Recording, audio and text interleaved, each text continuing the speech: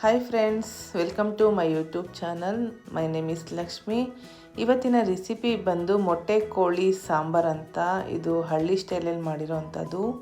ಇದಕ್ಕೆ ಬೇಕಾಗಿರುವಂಥ ಇಂಗ್ರೀಡಿಯೆಂಟ್ಸು: ಮೊಟ್ಟೆ ಕೋಳಿ 1 kg ತೊಗೊಂಡಿದ್ದೀನಿ, ಅದ್ರ ಜೊತೆ ಮೊಟ್ಟೆನೂ ಬರುತ್ತೆ, ಮತ್ತು ಒಣಗಿದ ಮೆಣಸಿನ್ಕಾಯಿ, ಈರುಳ್ಳಿ, ಸೋಂಪು 2 ಸ್ಪೂನು, ಧನಿಯಾ ಪುಡಿ ಮತ್ತು ಗರಂ ಮಸಾಲ, ಶುಂಠಿ ಬೆಳ್ಳುಳ್ಳಿ ಪೇಸ್ಟು, 1 ಟೊಮೊಟೊ, ಮತ್ತು ಕಾಯಿ ತೊಗೊಂಡಿದ್ದೀನಿ, ತೆಂಗಿನಕಾಯಿ ಒಂದು ಅರ್ಧ ಚಿಪ್ಪಷ್ಟು, ಒಂದು ಸ್ವಲ್ಪ ಕೊತ್ತಂಬರಿ ಸೊಪ್ಪು.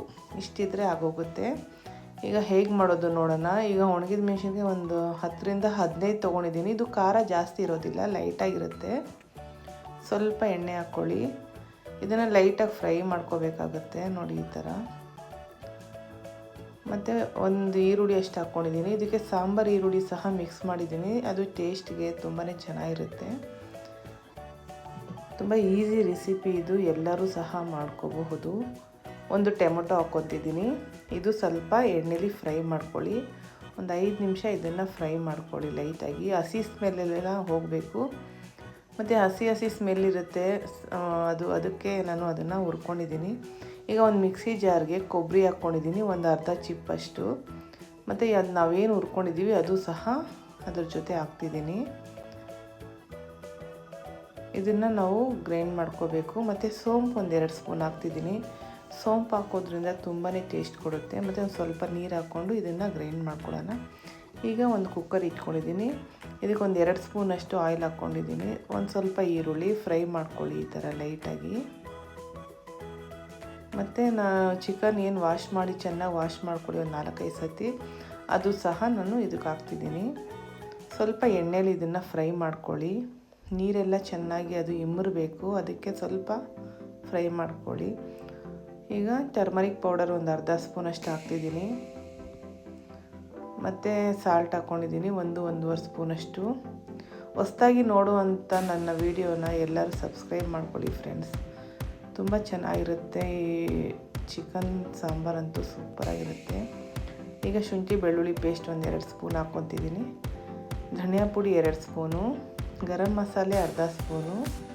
ಇದು ಸಹ ಎಣ್ಣೆಲಿ ಫ್ರೈ ಆಗಬೇಕು. ಒಂದು 5 ನಿಮಿಷ ಈ ಥರ ಚೆನ್ನಾಗಿ ಫ್ರೈ ಮಾಡ್ಕೊಳ್ಳಿ, ಆವಾಗಲೇ ಟೇಸ್ಟ್ ಸಿಗೋದು ನಿಮಗೆ.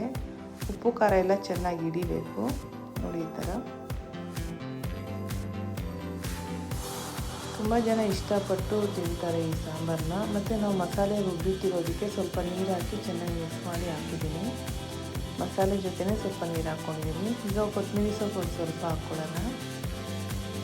ಇದು ಸ್ವಲ್ಪ ಹೀಗೆ ಮಿಕ್ಸ್ ಮಾಡಿ. ತುಂಬಾ ಚೆನ್ನಾಗಿರುತ್ತೆ, ಮುದ್ದೆಗೆ ಮತ್ತು ಅನ್ನಕ್ಕೆಲ್ಲ ಚೆನ್ನಾಗಿರುತ್ತೆ. ಚಪಾತಿಗೂ ಸಹ ತಿನ್ಬೋದು, ಅಷ್ಟು ಟೇಸ್ಟ್ ಇರುತ್ತೆ. ಲಾಸ್ಟಲ್ಲಿ ನೋಡಿ, ಇದು ಮೊಟ್ಟೆ ಮತ್ತು ಇದೆಲ್ಲ ಹಾಕ್ತಿದ್ದೀನಿ. ಮೊಟ್ಟೆ ಕೋಳಿ ಸಾಂಬಾರಿಗೆ ಮೊಟ್ಟೆನೇ ಮೇನ್ ಇಲ್ಲಿ ಚೆನ್ನಾಗಿರೋದು, ತಿನ್ನೋದಕ್ಕಂತೂ ಸೂಪರಾಗಿರುತ್ತೆ.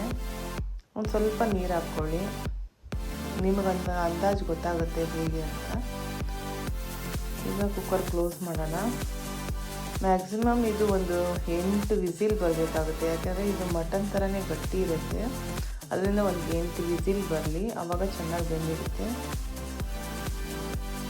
ಒಂದು 8 ವಿಸಿಲ್ ಬಂದ್ರೇ ಇದು ನೀಟಾಗಿ ಬೇಯೋಕ್ಕೆ ಸಾಧ್ಯ. ಇಲ್ಲ ಇನ್ನೂ 2 ಬೇಕಾದರೂ ನೀವು 10 ವಿಸಿಲ್ ಬೇಕಾದ್ರೂ ಕೂಗಿಸ್ಕೋಬೋದು. ನೋಡಿ ಫ್ರೆಂಡ್ಸ್, ಎಷ್ಟು ಬೇಗ ಆಗಿದೆ. ಸಾಂಬಾರಂತೂ ತುಂಬಾ ಟೇಸ್ಟಿಯಾಗಿರುತ್ತೆ. ಈಸಿ ರೆಸಿಪಿ, ಒಂದು ಸತಿ ಮನೇಲಿ ಟ್ರೈ ಮಾಡಿ. ಈ ವಿಡಿಯೋ ನಿಮ್ಗೆ ಇಷ್ಟ ಆಗಿದ್ರೆ ಲೈಕ್ ಮಾಡಿ, ಶೇರ್ ಮಾಡಿ, ಸಬ್ಸ್ಕ್ರೈಬ್ ಮಾಡ್ಕೊಳ್ಳಿ ಫ್ರೆಂಡ್ಸ್.